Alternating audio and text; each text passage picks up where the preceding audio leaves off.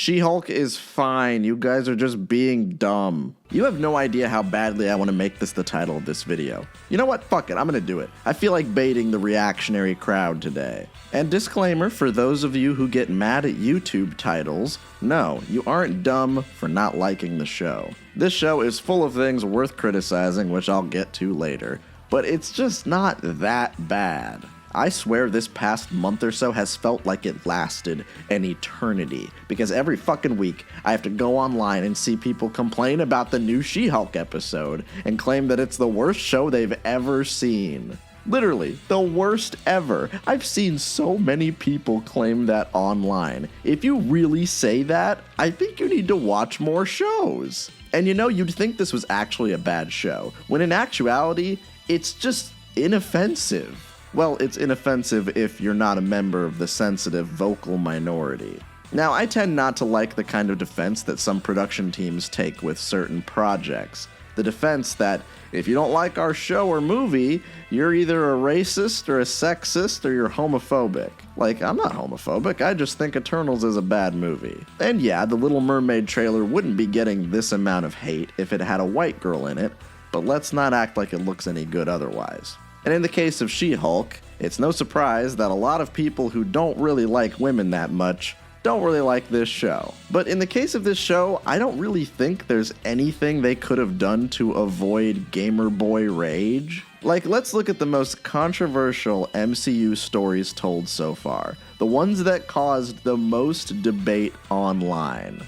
Captain Marvel and She-Hulk.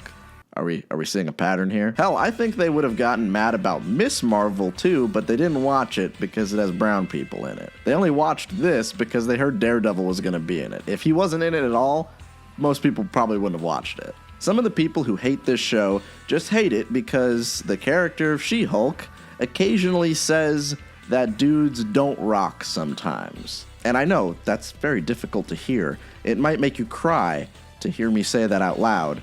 I should have probably censored it, to be honest. See, when a show or a movie has a woman as the main character and she likes to say stuff like that, personally, I don't really care. It doesn't really bother me because I'm normal. That green cartoon lady said that I'm a bad guy. See, the thing is, there's just no way to avoid getting criticism from dudes like that. They're not gonna like the show either way because you have to make the She-Hulk show a girl boss show, or it wouldn't be faithful to the character at all. So the show has two choices. Make a normal, pedestrian, boring show about a proud She-Hulk lady that the gamer babies are gonna get mad at anyway, or make a show where the strong Hulk lady also makes fun of them in every episode.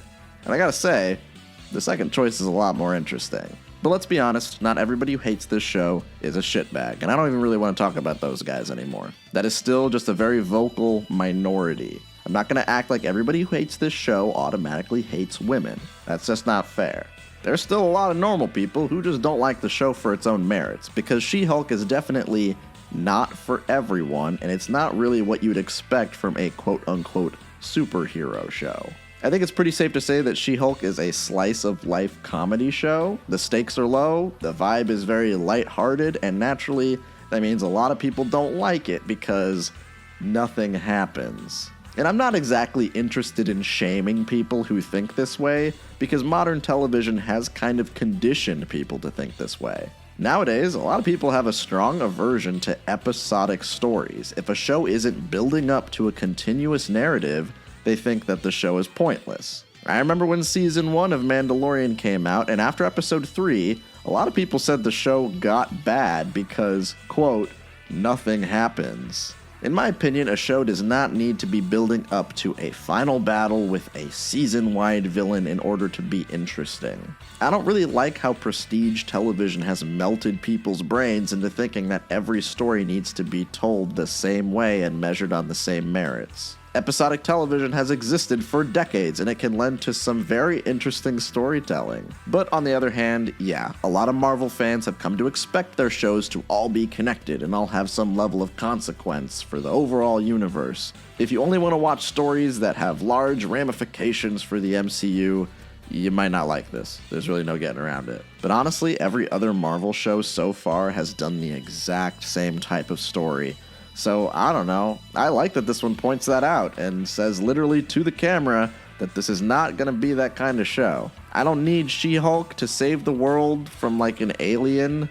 Not everybody can save the world in every story without it getting old. Jennifer literally looks us in the eye in the first episode and says, I am not a superhero. This is a show about lawyers. And yeah, this is a story about a normal lady who gets superpowers that kind of make her life more difficult. And episode to episode, her concerns are just meeting a nice guy and keeping her job. And if you are at all familiar with the character of She-Hulk, you will know that this is exactly what you should have expected from a She-Hulk show. I've seen people claim that this show destroys the She-Hulk legacy. And I'm sorry, that's very funny. She-Hulk stories are very low stakes and, of course, comedic.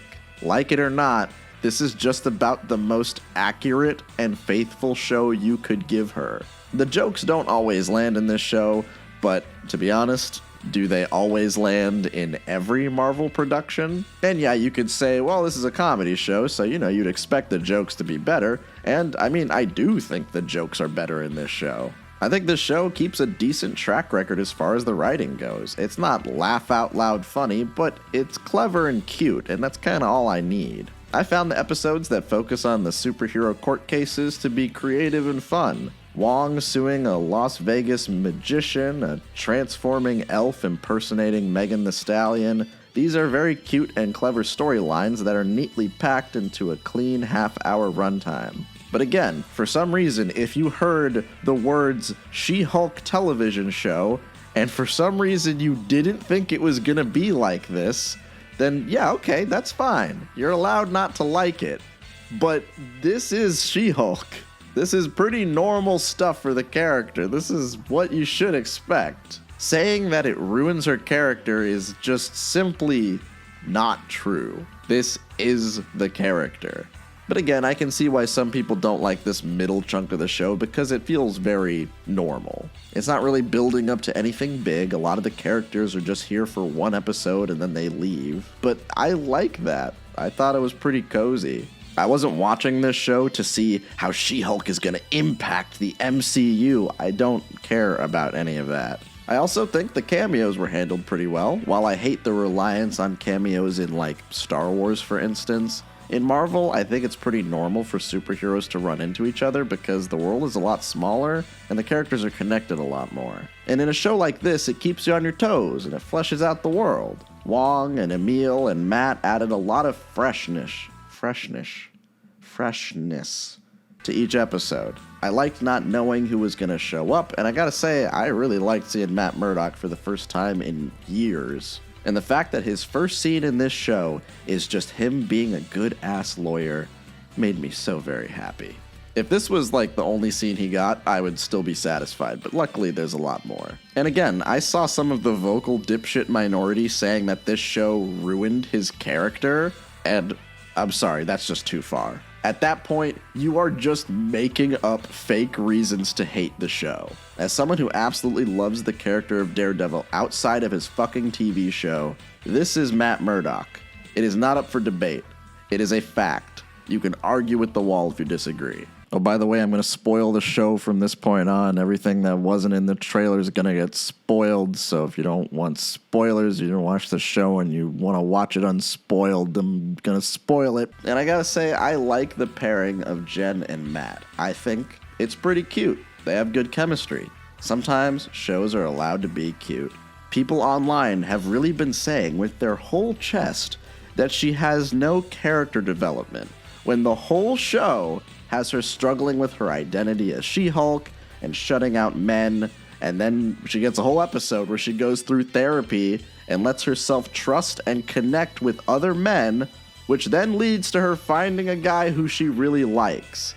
Like, that is character development. You may not like it, but it is character development. I don't even know if we watched the same show at this point. Hate watching a show can definitely be a bit of a trap. If Jennifer's character rubs you the wrong way, you might just say she's a poorly written character, even though, I don't know, I don't think that's really true. She's pretty consistent.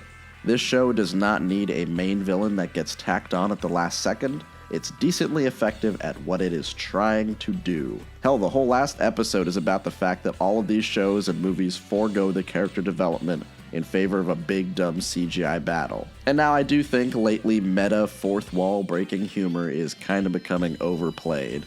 But like I said, this is very faithful to She-Hulk. She's been doing stuff like this for decades. She was Deadpool before Deadpool was Deadpool.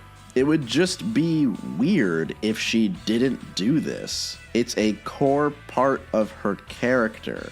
And it's used pretty sparingly. For the most part, she only talks directly to the audience at the beginning and end of each episode. But of course, it kind of goes a little crazier in the last episode. The finale is something that I didn't really expect, with her fully making fun of the entirety of the MCU and calling Kevin Feige an infallible robot overlord. And yeah, I do think that this finale could have been integrated into the rest of the show a little bit better. It kind of comes out of nowhere. She goes from passively talking to us every episode to just breaking the universe at the last minute. You guys may think I'm excusing a lot of aspects of this show because I'm familiar with the character, but I mean, she does this shit in the comics, and I still think it wasn't integrated as well as it could be in the show.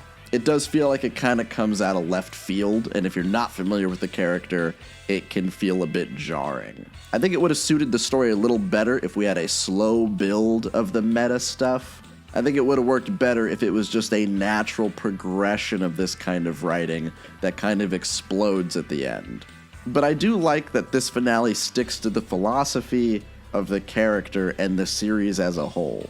From the very beginning of the series, Jennifer says that this is not a superhero show, it is a lawyer show.